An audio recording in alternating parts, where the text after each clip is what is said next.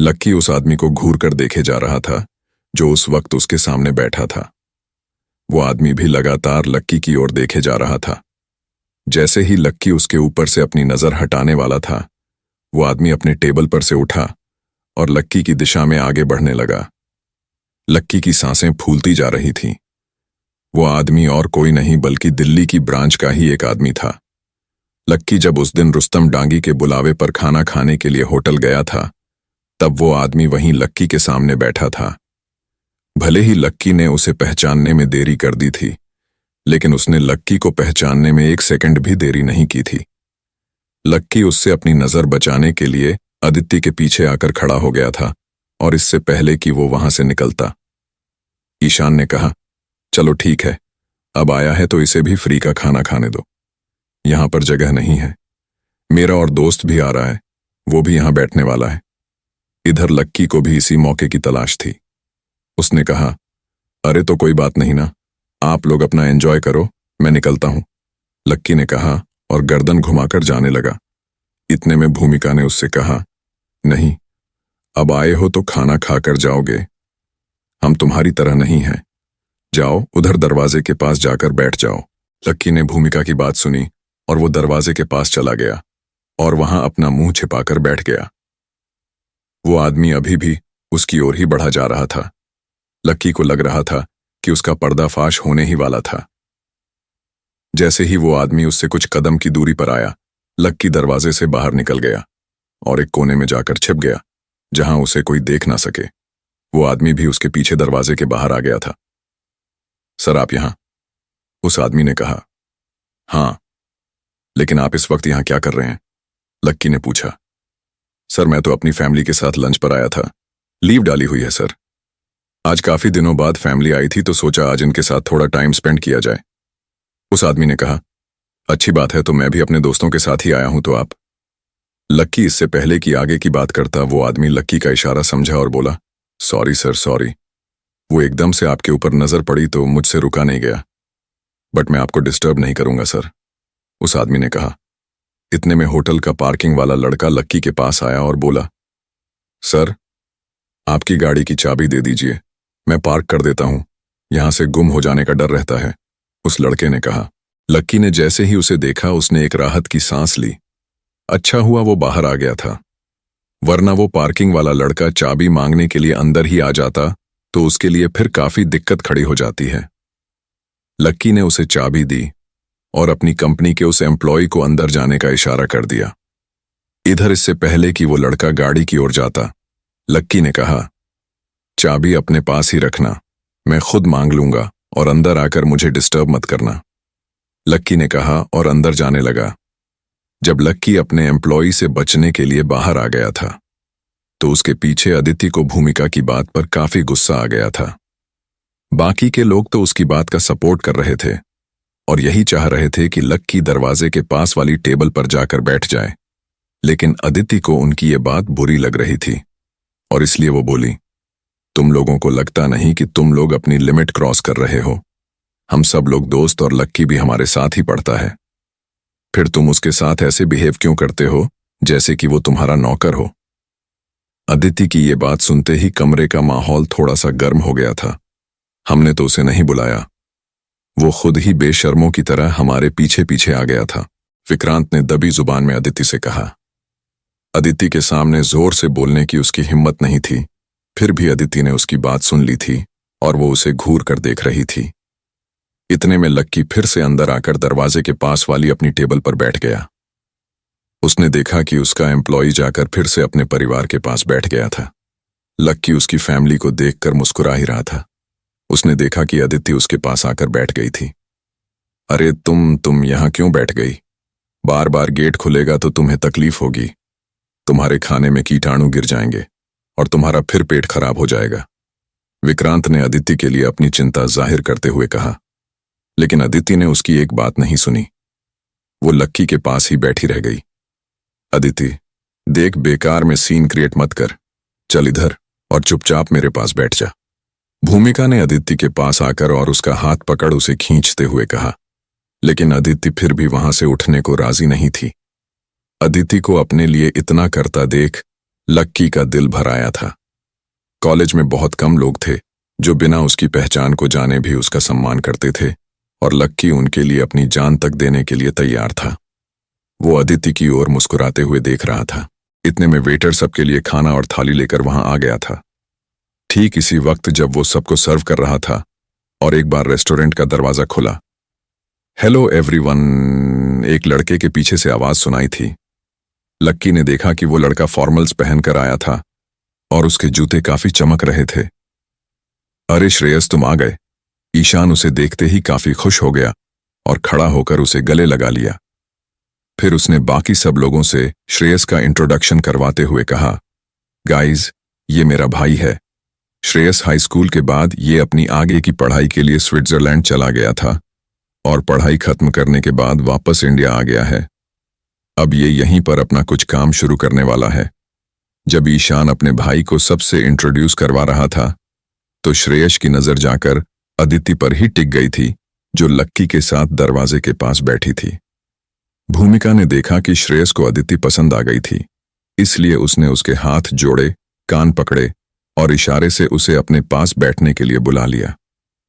अदिति एक पल के लिए तो मानने के लिए राजी नहीं थी, लेकिन जब लक्की ने उसे मुस्कुराते हुए उधर जाने का इशारा किया तो वो उठकर भूमिका के पास चली गई।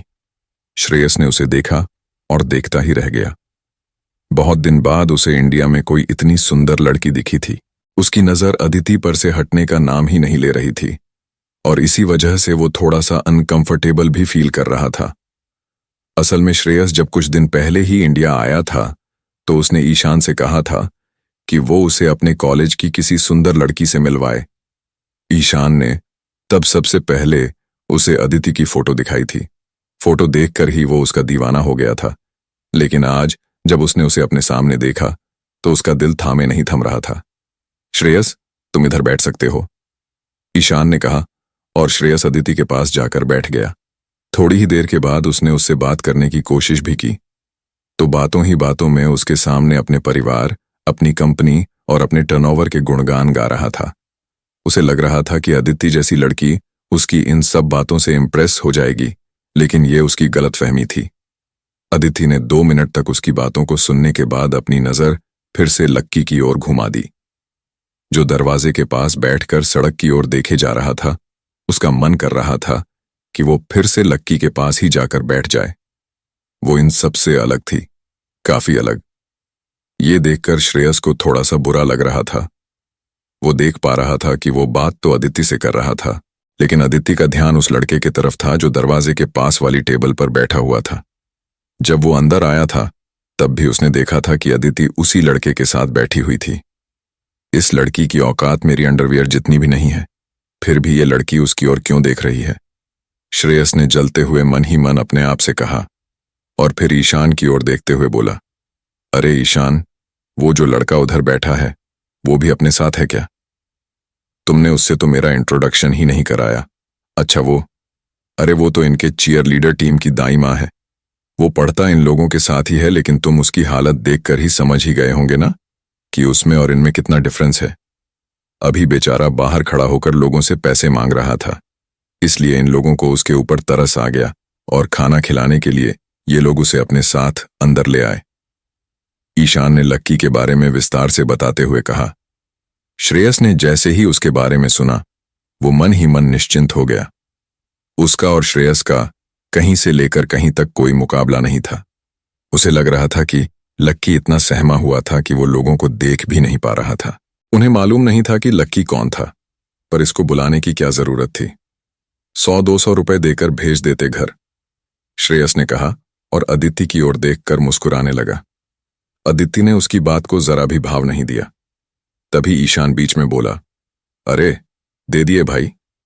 विक्रांत ने उसे पहले ही 50 दे दिए थे, लेकिन अदिति का दिल उसे देखकर पिघल गया। इसका मन कर गया कि चलो सोशल सर्विस करते हैं, इसलिए इसे अपने साथ अंदर ले आई। और वैसे भी अच्छा ही है ना, इसकी किस्मत तो अच्छी है जो ये हमारे साथ यहाँ खाने आ गया, वरना तो ये अपनी जिंदगी में कभी यहाँ खाना भी नहीं खा पाता, ईशांत ने कहा। और विक्रांत उसकी बात को सपोर्ट करने के लिए जोर जोर से हंसने लगा। उसकी हंसी इतनी तेज थी कि लक्की का ध्यान भी टूट गया और वो उनकी ओर देखने लगा। लक्की को लग रहा था कि विक्रांत पागल हो गया था। हाँ, पर अदिति, ऐसे लोगों के ना ज्यादा मुंह नहीं लगना चाहिए। देखो ना, वो कितना हट्टा कट्टा है। उसका शरीर उसके साथ है, कोई मेजर इंजुरी भी नहीं है, फिर भी अभी से भीख मांग रहा है। अरे अभी तो उसे काम करना चाहिए, काम करके पैसा कमाना चाहिए। यूं लोगों के सामने हाथ फैलाने से क्या फायदा। मुझे तो ऐसे लोग जरा भी नहीं पसंद आते। लोग कहते हैं कि इनकी किस्मत खराब होती है, लेकिन मुझे तो लगता है ना कि इन लोगों की लाइफ में कोई एम्बिशन नहीं होते। ये लोग ना सिर्फ दूसरे से मांगते हैं, खाते हैं और फिर मौत के आने का इंतजार करते हैं। ये लोग चलती फिरती लाश से ज्यादा और कुछ भी नहीं है। श्रेयस ने कहा, बिल्कुल सही कहा भाई। विक्रांत ने भी लक्की को नीचा दिखाने के लिए उसकी हां में हां मिला दी थी। हाँ यार, मुझे भी ये लगता है इसकी जिंदगी ना यही सब करते हुए कट जाएगी। ईशान ने कहा। लक्की को उनकी बातों की आवाज आ रही थी। उससे भी ज्यादा वो उनकी आंखों को देखकर ही पढ़ सकता था कि वो लोग क्या कह रहे थे, लेकिन उसे उनकी किसी भी बात से कोई फर्क नहीं पड़ रहा था। उल्टा उसका तो उनकी बातों पर हंसने का मन कर रहा था। वो चाहता तो अभी के अभी इस होटल को यहां बैठे लोगों को और उनकी जायदाद समेत खरीद सकता था, लेकिन उसमें और उनमें यही फर्क था। मुझे लगता है कि अब हमें उसके बारे में और बात नहीं करनी चाहिए। तुम बताओ श्रेयस, आज तुम्हें इतनी देर कैसे हो गई? ईशान ने पूछा। अरे यार कुछ नहीं, घर पर कोई गाड़ी नहीं थी और मैं 2 दिन से पापा को बोल रहा था कि गाड़ी ला दो, पर उन्हें ऑफिस से फुर्सत ही नहीं थी। इसलिए मैं खुद शोरूम गया, गाड़ी उठाई और फिर आ गया, इसलिए देर हुई है। श्रेयस ने ऐसे कहा जैसे वो कोई टूथब्रश खरीद रहा था। अच्छा, तो फिर हमें भी अपनी नई कार दिखाओ ना, भूमिका ने उछलते हुए कहा। उसे नई गाड़ियां देखने का काफी शौक था। वैसे कौन सी ली है? ईशान ने पूछा। टॉप क्लास लग्जरी, उसने कहा और अपने हाथ में चाबी घुमाने लगा।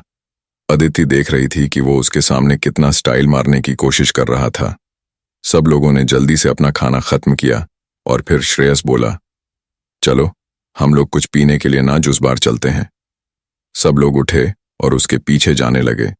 उसने अदिति को उठाने के लिए अपना हाथ आगे बढ़ाया, लेकिन अदिति ने बिना उसके हाथ की ओर ध्यान दिए अपने कदम बढ़ा दिए और लक्की के पास खड़ी हो गई। जब अदिति ने लक्की को उन लोगों का प्लान बताया तो उसने मना कर दिया, लेकिन अदिति ने दूसरी बार कहा तो वो मना नहीं कर पाया और अदिति के साथ बाहर आ गया। गाड़ी कहाँ है? भूमिका ने बाहर आकर पूछा। पार्किंग में, हम लेकर आते हैं, श्रेयस ने कहा और ईशान के कंधे पर हाथ रख उसे अंदर ले जाने लगा। पहले तुम्हारी गाड़ी पार्क करने नहीं आया था? लक्की ने जाते हुए उससे पूछा। श्रेयस ने पहली बार उसकी आवाज सुनी और उसके कानों में वो चुभ गई। ईशान ने बात संभालते हुए कहा, यह बहुत बड़ा होटल है, यहां पर ना सिर्फ वीआईपी लोगों की गाड़ियों को पार्किंग अटेंडेंट की सुविधा मिलती है। दुनिया देखी नहीं और ज्ञान देने चले आए, ईशान ने कहा और श्रेयस को अपने साथ नीचे ले जाने लगा। लक्की को उसका जवाब सुनकर हंसी आ रही थी। ऐसा नहीं था कि लक्की को यह बात मालूम नहीं थी, लेकिन वो सिर्फ उन दोनों के मजे लेना चाह रहा था। भूमिका और विक्रांत पार्किंग की मुहाने पर उन दोनों के आने का इंतजार कर रहे थे, तो वहीं आदित्य और लक्की उन दोनों के पीछे खड़े थे। जब काफी देर तक वो दोनों गाड़ी लेकर बाहर नहीं आए तो भूमिका ने ईशान को फोन किया और बोली, कहाँ रह गए जान? आ रहे हैं, इस गद्धे श्रेयस की वजह से ना एक बहुत बड़ी प्रॉब्लम हो गई है, ईशान ने कहा और फोन काट दिया। आखिर क्या गड़बड़ हो गई थी? क्या उन दोनों ने लक्की को उनकी फजीहत कराने का कोई मौका दे दिया था?